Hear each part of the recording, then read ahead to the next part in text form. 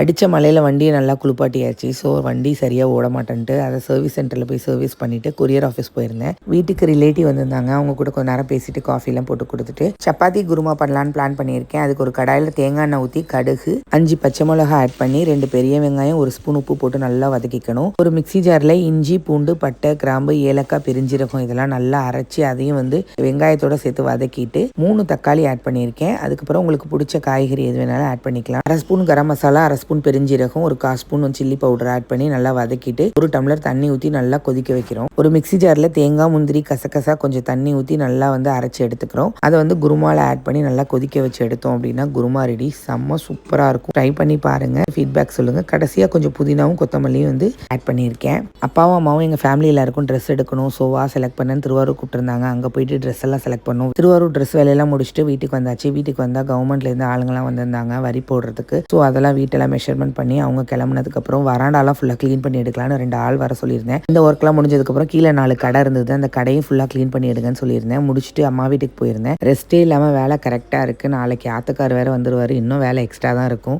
இன்னொரு விலாகில் பார்க்கலாம்.